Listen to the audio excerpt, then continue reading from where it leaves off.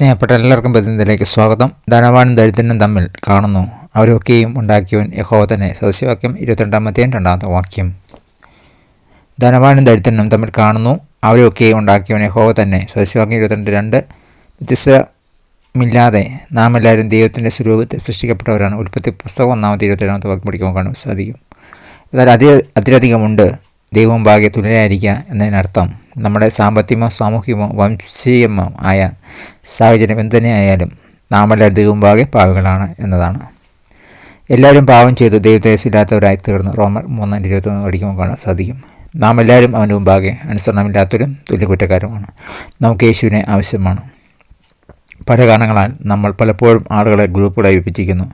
പക്ഷേ വാസ്തവത്തിൽ നാം എല്ലാവരും മനുഷ്യരാശിയുടെ ഭാഗമാണ്. നാം എല്ലാവരും ഒരേ അവസ്ഥയിലാണെങ്കിലും ഒരു രക്ഷകനെ ആവശ്യമുള്ള ഭാവികൾ അവൻ്റെ കൃപയാൽ നമുക്ക് സൗജന്യമായി നീതീകരിക്കപ്പെട്ടാൽ ദൈവത്തോട് നിരപ്പാകാൻ കഴിയും. ദൈവം ഭാഗെ നാം എല്ലാവരും തുല്യരാണെന്ന് തിരിച്ചറിയുന്നത് മറ്റുള്ളവരെ നന്നായി സ്നേഹിപ്പാൻ നിങ്ങളെ എങ്ങനെ സഹായിക്കുന്നു?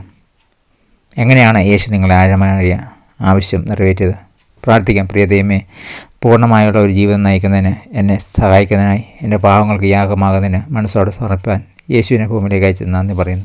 താങ്കൾ ഗോഡ് ബ്ലെസ് യു. പുതിയ ദിവസം പുതിയ അനുഭവങ്ങൾ ദൈവം നിരക്കട്ടെ. കഴിഞ്ഞ ഒരാഴ്ചക്കാലം വരാവുന്ന ആവത്താവളം രോഗ ദുഃഖങ്ങൾ ദൈവം നമ്മെ കാത്തിരുവാഴ്ച ഞാൻ ദൈവം നന്ദി പറയുന്നു. പുതിയ ആഴ്ചക്കാലം ദൈവം നമ്മെ അത്ഭുതകരമായി നടത്തട്ടെ എന്ന് പ്രാർത്ഥിക്കുന്നു. ഒരിക്കൽ കൂടി God bless you in Jesus name. Amen.